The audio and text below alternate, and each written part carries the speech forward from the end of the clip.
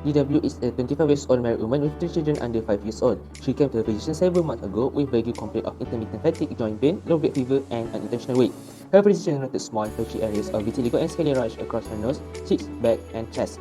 DW's laboratory studies revealed that the positive NNA titer, positive double-stranded DNA, positive anti-Smith test, elevated CRP, elevated ESR, and also decrease of C3 and C4 serum complement joint X-ray film demonstrated joint swelling without joint erosion. DW was diagnosed with systemic lupus erythematosus, which is SLE. She was initially treated with hydroxychloroquine, isoflavone 400 mg, and deltasone prednisone to 20 mg orally daily, bed rest and ice packs. She responded well to the treatment. The steroid was tapered and discontinued, and she was told she could report for follow-up every 6 months. Unless her symptoms become acute, DW resumed her job in environmental service at a large geriatric facility. For the first question, the first finding is positive anti-nuclear antibody. Antibodies are proteins that the body produces to protect itself from foreign material. Anti-nuclear antibodies attack and damage the cell's nucleus, affecting the organ and tissues. The positive NA test indicates that your immune system has launched a misdirected attack on your own tissue. An NA test result that is positive indicates the presence of an autoimmune disorder. NA can be tested through immunofluorescent anti-nuclear antibody tests. Next is positive double-stranded DNA. Anti-double-stranded DNA antibodies are nuclear antibodies that target double-stranded DNA. It indicates that DW has SLE, but it could also be a sign of the presence of other autoimmune disorders. Three tests are used to detect anti-double-stranded DNA antibodies, namely enzymatic immunosorbent assay (ELISA), the criteridaceae immunofluorescence test, and a test called radioimmunoassay. The third finding is positive anti-Smith test. Anti-Smith antibodies are absent in nearly all people who do not have SLE, therefore it's highly specific indication to detect SLE. The anti-Smith antibody target your body's own protein and is found almost exclusively in people with lupus. Anti-Smith antibody is usually measured by one of 4 methods: ELISA, counter-immunoelectrophoresis (CIE), immunodiffusion, and hemagglutination. Other findings include elevated CRP and ESR. It indicates inflammation. CRP test measures the level of the plasma protein, C-reactive protein, produced by liver cells in response to acute inflammation or infection. High level of CRP in your blood may mean you have inflammation due to lupus. When the blood contains higher amount of certain proteins involved in inflammation, namely fibrinogen and immunoglobulins antibodies, the red blood cells fall more rapidly, resulting in an increased ESR.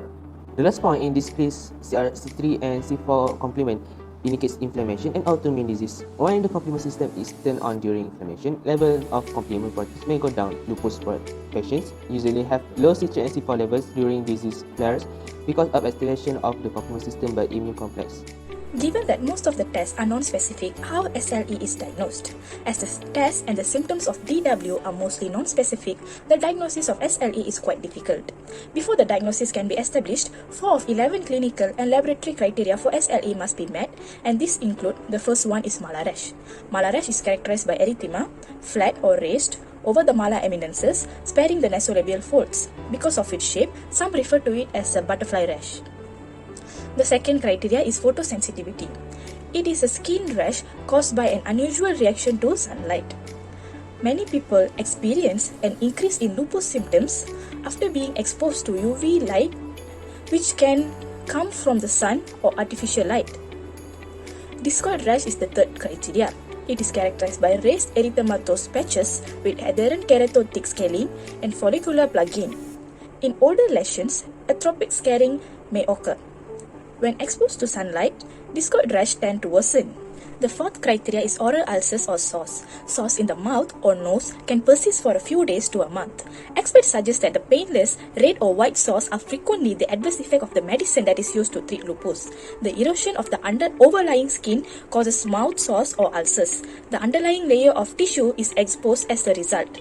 The inside of the cheeks, the lower lip, and the roof of the mouth are the most common sites for lupus mouth sores.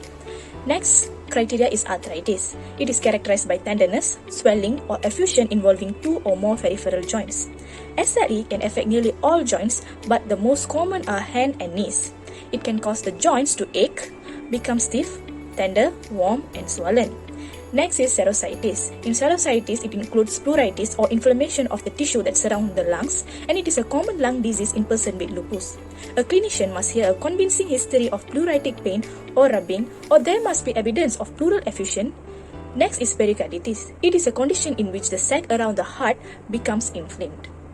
As demonstrated by an ECG, a RAP, or evidence of pericardial effusion, the diagnosis then can be made. The seventh criteria is neurological disorder. The central nervous system as well as the peripheral nervous system might be affected by lupus.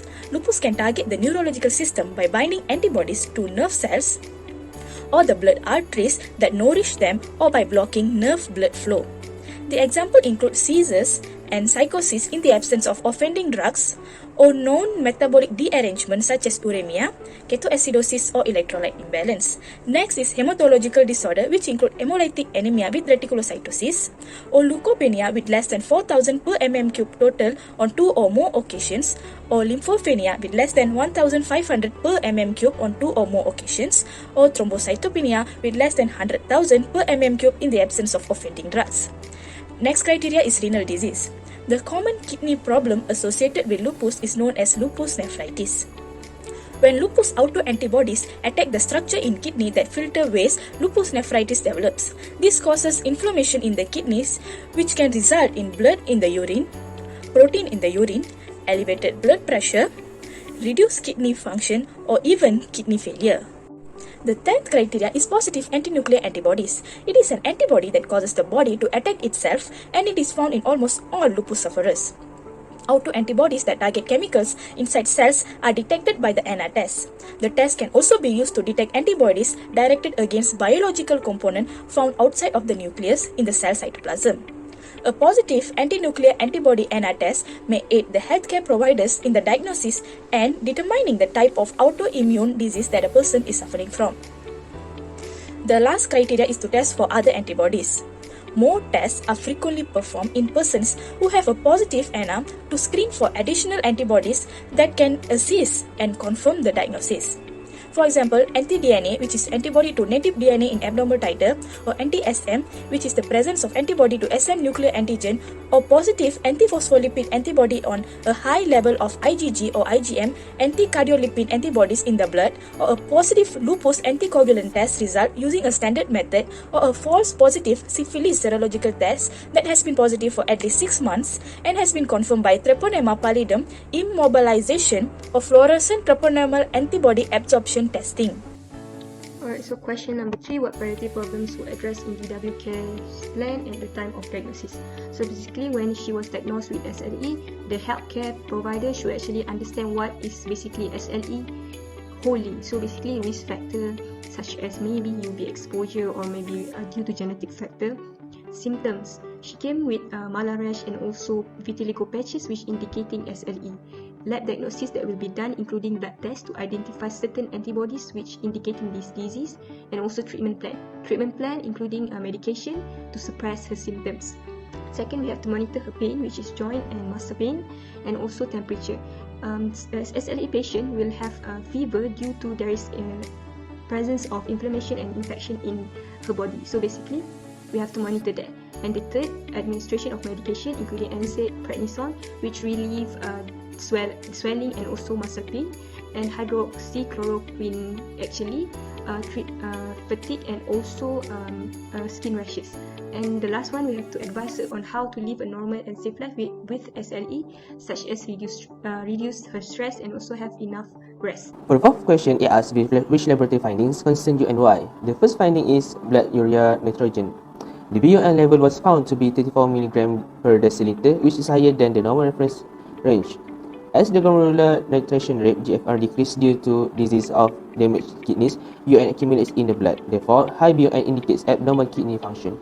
The second point is creatinine. The creatinine level is found to be 2.5 mg per deciliter, which is higher than the normal reference range, which is 0.59 to 1.04 mg per deciliter. A high creatinine level indicates that the kidney are not functioning properly. Next is urinalysis. The data show that 2 plus of protein and 1 plus RBCs was excreted through urine. Protein can leak from the blood into the urine if the kidneys are damaged. While a small amount of protein in urine is normal, a large amount may indicate kidney disease. The majority of causes of blood in the urine are not serious, but red blood cells in urine can indicate that the patient has a medical condition that requires treatment, such as kidney disease. Besides, sodium level also need to be concerned. The standard level of DW was 1 to 129 mmol per liter, which is lower than the normal reference range. This condition is known as hyponatremia. Hyponatremia is associated with increased disease activity and fatigue in SLE patients. Hyponatremia may be a sign of severe inflammation and may be one of the risk factors for fatigue.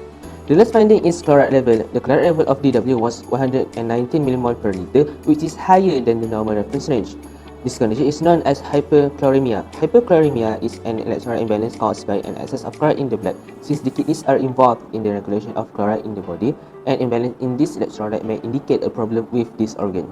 Question number 5. How will DW's treatment and care plan likely change? Her care plan and treatment is based on her symptoms and her lab test results after 18 months of diagnosis. After 18 months of diagnosis, DW had puffy hands and feet. When lupus inflammation attacks the kidney, it prevents the kidney from functioning properly and lead to fluid buildup that causes swelling. The care includes focusing on controlling the swelling by a diet plan that reduces salt in the diet, as extra salt can hold water in the body leading to swelling.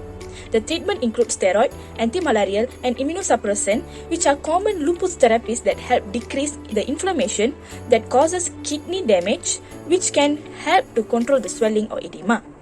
Next, DW also reported to feel fatigue as she has been working for long hours. Besides that, the hyponatremia condition that is experienced by DW can increase the disease activity and cause fatigue in people with SLE. The care includes advising or planning a good behavior activity such as exercising for a few minutes each day, sleeping enough, and eating nutritious food, especially food that is less in salt. Next, there is renal disorder, as DW's urinalysis results show the presence of protein and red blood cells indicating lupus nephritis. Besides that, high blood urea nitrogen and creatinine level as well as hypocholeremia also indicate kidney-related problems. The treatment is to soothe the immune system and prevent it from attacking the glomeruli, so corticosteroids and immunosuppressive medications are employed. ACE inhibitors and ARBs are blood pressure medications that help to manage blood pressure by reducing protein loss in the urine. Besides that, diuretics can also be given as they can aid in the removal of excess fluid and edema in the body. The care is to plan some dietary changes such as limiting salt and protein in her meal choices to assist control blood pressure and decrease the load of waste on the kidneys. Next, there is inflammation, and this is confirmed by hyponatremia condition of DW as it is a marker sign of inflammation for autoimmune diseases. The treatment include plaquenil hydroxychloroquine, which is an antimalarial drug that can help SLE patient with pain and inflammation. Steroids can assist in the reduction of pain and inflammation by reducing the activity of white blood cells that are hyperactive. This keeps them from causing lupus symptoms by preventing inflammation. Prednisone is the most commonly prescribed steroid for lupus treatment. NSAIDs, which aren't steroids, can also help with pain and inflammation by lowering the inflammation-causing molecules in the body. Question 6. The physician orders cyclophosphamide cytosine 100 mg per meter square per day orally in 2 divided doses. DW weighs 140 pounds and is 5 feet 4 inches tall. How much will she receive with each dose? For the first step, we will convert height of DW from feet and inches to cm, and we will get 162.6 cm. Then, we will convert her weight to kilogram, which we will get 63.6 kilogram. For the third step, we will calculate for DW body surface area by using the formula given, which we will get 1.69 meters square. For the fourth step, we will calculate the quantity of drugs received each day by DW for both doses, which is 169 mg per day. To calculate the quantity of each dose received, 169 mg per day will be divided by 2 and we will get 84.5 mg. Question 7. The other findings indicative of CNS involvements that DW should be assessed for are as follows. When SLE has affected the CNS system, it is known as neuropsychiatric SLE, and in some cases, it came from a condition known as lupus cerebritis. A seizure is a sudden unusual movement that is common if there is any white matter lesions in the brain, while slurred speech is often episodic for neuropsychiatric manifestations, and it could also be due to lupus fog, where it is a cognitive impairment that often appear with lupus, including concentration and memory problems, confusion and difficulty expressing yourself, that is known as cognitive dysfunction. Pupillary responses are important in monitoring DW level of consciousness, where her eyes should be equal sizes, reactive to stimulus, and also likes responses. In a research, it states that 50% of SLE patients experience decreased LOC, thus it is better to assess her. DW also need to be assessed for her alertness and orientation, as both of these are crucial signs of an SLE. An SLE also could affect her muscle tone, where her muscle could be weak due to pain in her muscles, usually in the hips, thighs, shoulders, and upper arms. Question 8. What preventive measures need to be instituted to protect DW at this time? First, neurological assessment. This is because DW had been reported to suffer from severe headache, which can probably diagnose as lupus headache. Lupus headache may develop when the lupus is active, which will cause vasculitis in brain. This condition usually will be treated with steroid, especially with SLE, usually does not respond to narcotic analgesia. Diagnosis should be done by MRA or CT angiogram, which involving blood vessel study. Other than that, lumbar puncture also could be done to detect indication of lupus in spinal fluid. These tests will help to confirm occurrence of lupus headache and manifestation of SLE in nervous system. Second, seizure precaution.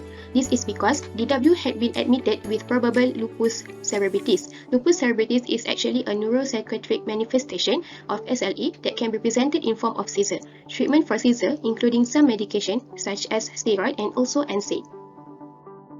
Infection control. As DW had been identified to reach an acute exacerbation stage of SLE, her immune system functionality thought to be more worsened. This will make DW more prone in getting infection. By then, DW should practice standard precaution to possibly prevent any infection to occur. Some of the precaution steps that she should take, such as basic hand hygiene, respiratory hygiene, and more. For any infection that she had, DW advised to take IV antibiotic, which will guarantee a faster absorption of medication in order to prevent a worsened condition of infection. Lastly, close monitoring. By assessing disease activity that is important for treatment decision basis, which should be conducted by physician, and also assessing damage to assess cumulative effect of the disease since onset. Lastly, any abnormality in vital signs or symptoms development that had been reported by DW herself also should be noted by the physician. Question number 9 mentions that while carrying out DW, which of those care activities that can be safely dedicated to the NFP? The first option is measuring DW blood pressure every 2 hours. SL pressure is likely to develop hypertension that affect the blood pressure to be higher than normal people. Measuring blood pressure, therefore, is necessary to look for the state of the patient. Besides, this also aims to prevent severe consequences from happening such as cardiovascular disease that come from hypertension. Therefore, this activity is applied. B. Assisting DW with personal hygiene measures. It is delegated because SLE can be controlled to appropriate personal hygiene. The personal hygiene measure that can be suggested include washing hands. If there is no access to a sink or soap, a hand sanitizer with at least 60% ethanol base can be used. Next is showering. Warm water can help with joint discomfort, and properly cleansing the skin can relieve some lupus symptoms such as sores or itching and can aid in their healing. Lastly, brushing teeth. For mouth sores, this step is very crucial. Bacteria level in the mouth develop when brushing, and mouthwash is not used on regular basis. These bacteria increase the danger along with the food particles that enter the circulation. This causes inflammation in the body similar to leaky gut and can lead to flares. Bacteria from the mouth entering the bloodstream can cause infection and illness. Both of these factors have the potential to affect heart and lung health. For question 9C and 9D, both of seizure safety precautions and monitoring neurologic status every 2 hours are not applied. For 9C, no seizures experienced by DW, thus no precautions needed. Clinicians should focus more on performing examinations to diagnose the suspected condition, which is the lupus cerebritis, by detecting the lesions, and also exams such as the hypothesis-driven neurologic and mental status as appropriate.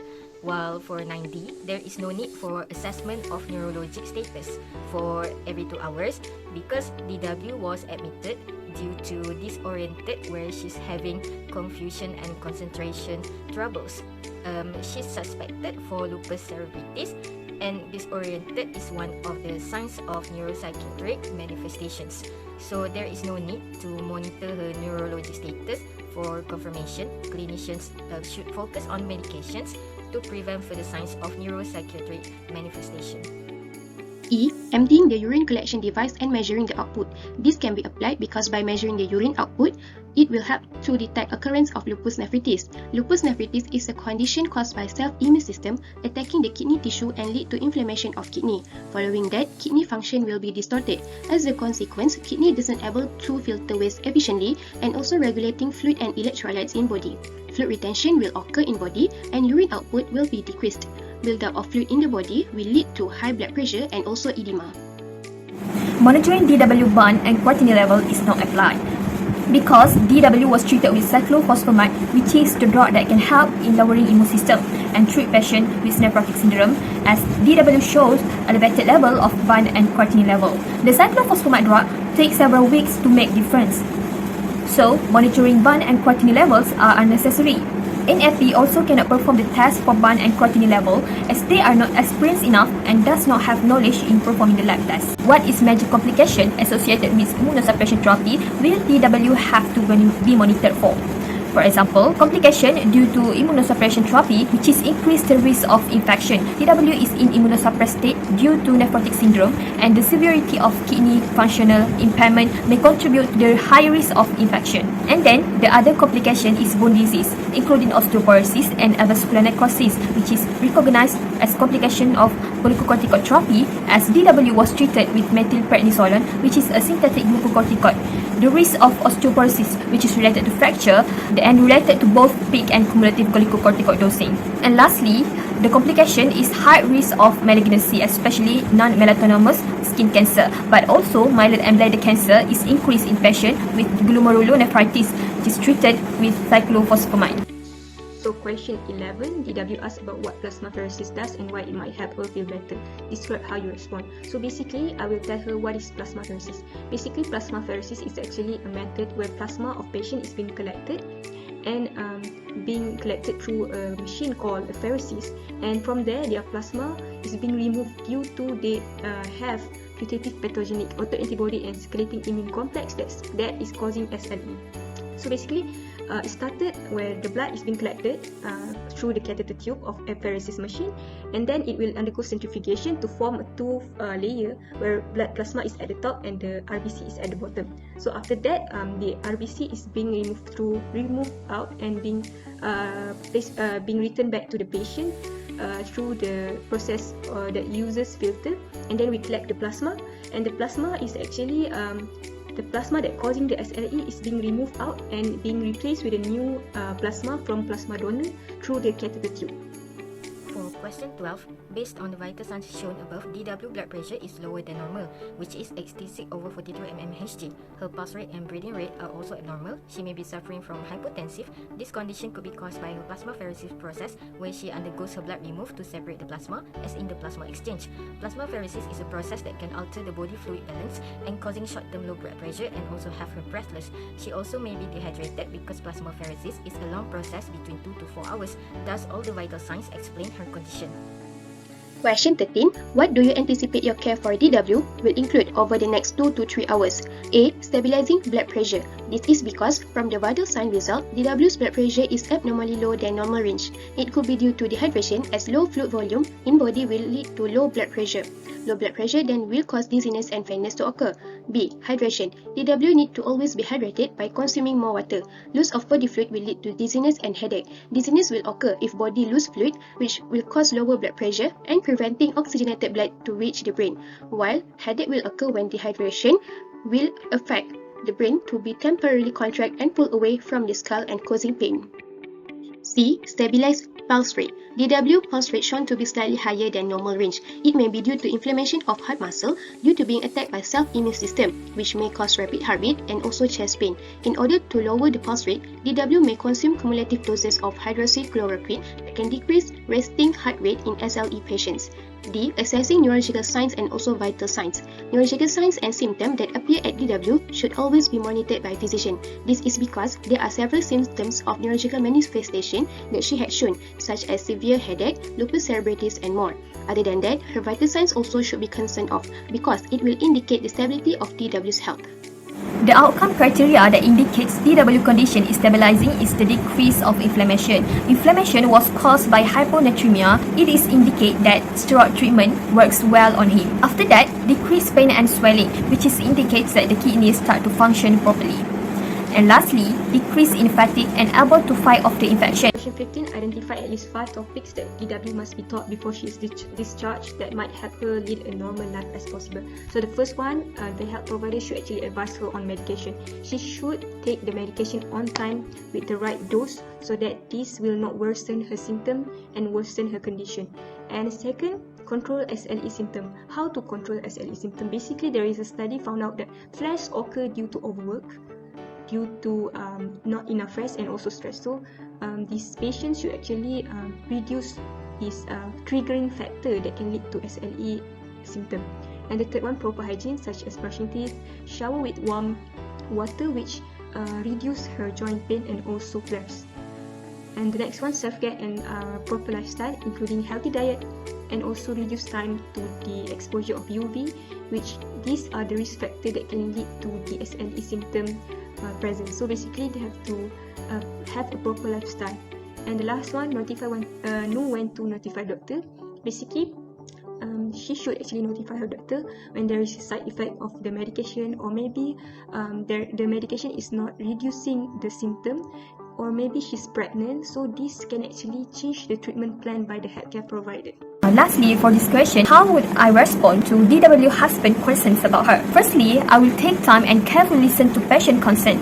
It is to help diffuse the tension as patients are able to see that their providers are hearing their concerns. After that, I will give clear communication of information to the patient. Providers should communicate information as clearly as possible to help manage conflict with patient. I will tell her the implication and effect if she does not have a good rest with her weakened immune system, which is she might get worsen her susceptible. Conflict can arise when patient become frustrated or confused with the provider's statement. Lastly, I will avoid any emotional response as emotional response can exacerbate and any tension presents, so providers should work to maintain a level head throughout the conflict. These are our references. Thank you.